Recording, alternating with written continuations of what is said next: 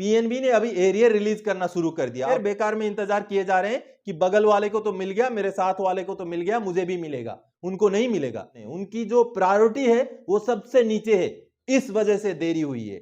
आपने अपना काम किया है, आपका पैसा था, आपको मिला है, आपको मुबारक हो। आपको लगभग 74 से 75 हजार रुपए का आपका एरियर बनता है, जिसके लिए आपने। नमस्कार, वंदे मातरम। दोस्तों स्वागत है आप सबका सैनिक पाठशाला में। दोस्तों आज के इस वीडियो में वन रैंक वन पेंशन, उसका एरियर और उसमें हो रही देरी के ऊपर कुछ हकीकत के बेस पे बात करेंगे। तो दोस्तों चलिए आगे बढ़ते हैं। जैसे मैंने पॉइंट वाइज कुछ लिख रखा है यहां पर, उन पॉइंट के हिसाब से आगे बढ़ेंगे। सबसे पहला पॉइंट आप जैसे देख पा रहे हैं, 20 मार्च का आदेश पर 28 अप्रैल तक क्यों सोया रहा डिफेंस मिनिस्ट्री। दोस्तों आप सबको पता है कि 20 मार्च 2023 को माननीय सुप्रीम कोर्ट ने क्लियर आदेश दे दिया था कि किसको ओआरओपी का एरियर कब भुगतान करना है। अब इसके ऊपर लगभग 1 महीना 10 दिन सोने के बाद 28 अप्रैल को सरकारी आदेश जारी होता है। अब एक मैसेज वायरल हो रहा है व्हाट्सएप पे, जो मैसेज मुझे कल रात को आया था। सुबह मैंने पूरा डिटेल्स में जब मैसेज को पढ़ा तो मुझे लगा कि इस पॉइंट को आज मुझे इस वीडियो में शामिल करना चाहिए। अब ये जो मैसेज आप देख पा रहे हैं दोस्तों, इस मैसेज में कई सारे ऐसे जस्टिफिकेशन दिए गए हैं जिसमें यह बताया गया है कि देरी क्यों लगा, 20 मार्च से लेकर 28 अप्रैल तक का समय क्यों लगा। उसमें कई सारे जस्टिफिकेशन हैं कि डिफेंस मिनिस्ट्री से एक फाइनेंस मिनिस्ट्री में गया, फिर फाइनेंस डिवीजन में गया, उसके बाद फिर अंडर सेक्रेटरी के पास आया, फिर उधर डिफेंस मिनिस्टर साहब का साइन हुआ, फिर पता नहीं बहुत सारा जगह पर वो प्रपोजल घूमने के बाद फिर फाइनली जब साइन हुआ तब आदेश जारी हुआ। ऐसी बातें वहां पर जस्टिफिकेशन दी गई है देरी होने की वजह से। अब दोस्तों अगर यही मुद्दा चाहे फाइनेंशियल इंप्लीकेशन वाला ही मुद्दा होता, लेकिन अगर पॉलिटिकली एजेंडा वाला मुद्दा होता तो मैं बता रहा हूं दोस्तों 24 घंटे से भी कम का समय लगता उसको अप्रूवल होने में। लेकिन यह मुद्दा तो डिफेंस पेंशनर का है। अब दोस्तों यह मुद्दा उन लोगों का है जिन्होंने अगर फर्स्ट इंस्टॉलमेंट लिया है तो हो सकता है चौथे इंस्टॉलमेंट लेने तक वो जिंदा भी ना रहे। तो उनकी बात तो कौन सुने, उनकी जो प्रायोरिटी है वो सबसे नीचे है, इस वजह से देरी हुई है।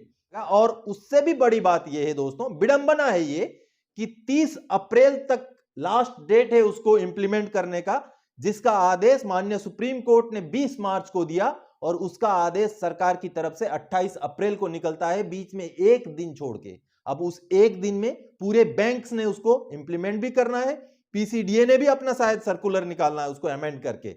अब अभी तक तो नहीं निकला है, चलिए निकालेगा नहीं निकालेगा पता नहीं।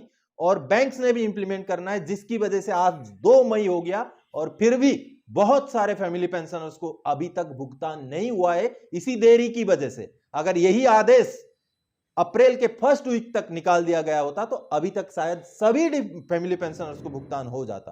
तो उस मैसेज ने थोड़ा सा मुझे हाइपर कर दिया, क्योंकि उसमें बहुत सारे गोलमोल बातें हैं, इधर घुमाया उधर घुमाया, इस वजह से मुझे ये बात आज इस वीडियो में करनी पड़ी। दोस्तों चलिए आगे बढ़ते हैं। दूसरा जो मुद्दा है, पीएनबी से एरियर मिलना शुरू। जी हां, पीएनबी ने अभी एरियर रिलीज करना शुरू कर दिया। अब कुछ मैसेजेस मेरे पास आए हैं जिनको मैं आप सबको बताता हूं दोस्तों। जैसे आप ये मैसेज देख पा रहे हैं दोस्तों, जिसमें account number so and so credited with ₹45,165 on 30 April 2023, available balance इतना है, और आगे register for e statement if not done PNB, यानी कि पीएनबी ने एरियर देना शुरू कर दिया। अब अगला मैसेज जो है ये भी पीएनबी की तरफ से, देखिए दोस्तों, account number so and so credited with an amount of ₹1,77,624। तो उसके बाद सेम वही है, register for e statement if not done PNB. Sir आज क्रेडिट हुआ है फैमिली के arrear PNB, thank you sir. ये जो है पीएनबी से एरियर रिलीज होना शुरू हो गया है। अब पीएनबी ही सबसे पीछे था, हालांकि यूको बैंक ने भी अभी तक जारी नहीं किया है, लेकिन पीएनबी में ज्यादा पेंशनर्स होने की वजह से पीएनबी का ज्यादा पैनिक एक सिचुएशन हो गया था पेंशनर्स के बीच में, जो अभी धीरे धीरे खत्म होगा, और पीएनबी ने क्योंकि जारी करना शुरू कर दिया एरियर। अब दोस्तों अगला जो पॉइंट है, एरियर मिलना था 70,000, मिला 40,000 क्यों। दोस्तों ये जो मैसेज आप देख पा रहे हैं जिसमें लिखा हुआ है, सर मेरी मम्मी को ordinary family pension normal rate से मिलती है, उनकी बेसिक पे 9,445 है और ओआरओपी 2 में रिवाइज बेसिक पे 10,770, इस हिसाब से 1,325 रुपीज बढ़े हैं।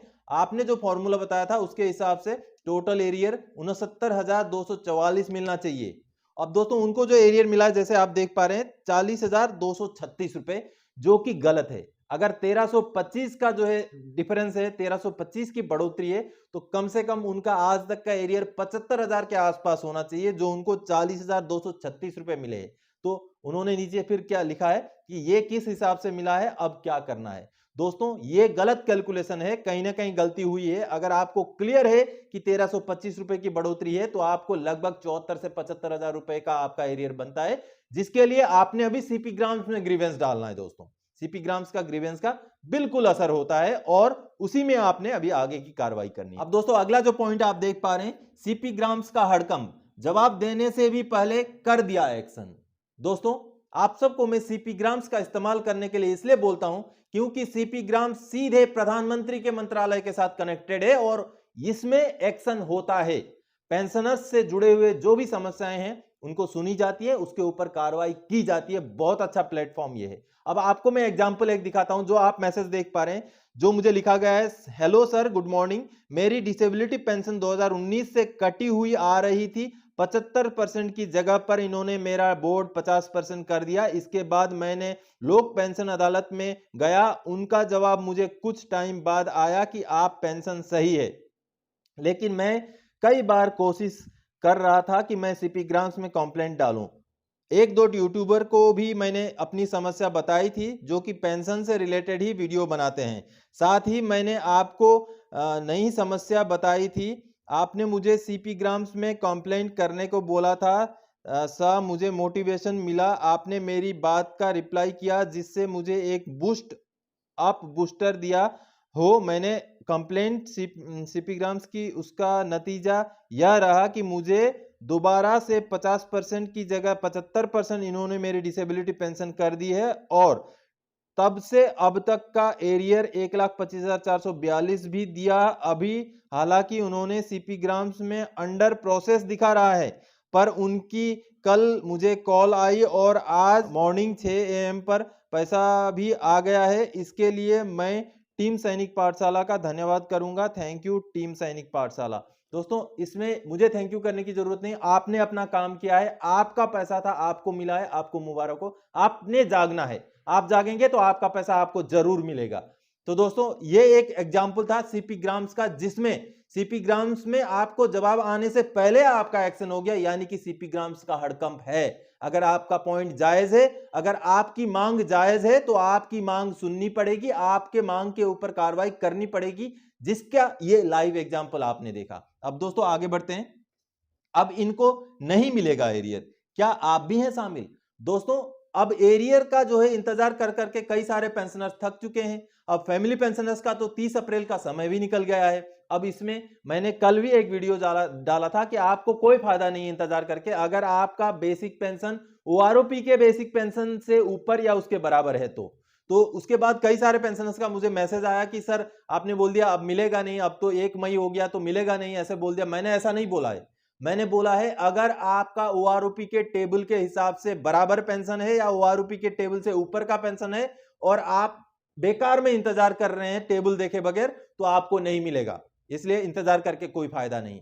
मिलेगा उनको, आज भी मिलेगा, कल भी मिलेगा, आने वाले दिनों में अभी भी आशा है मिलेगा। किनको मिलेगा?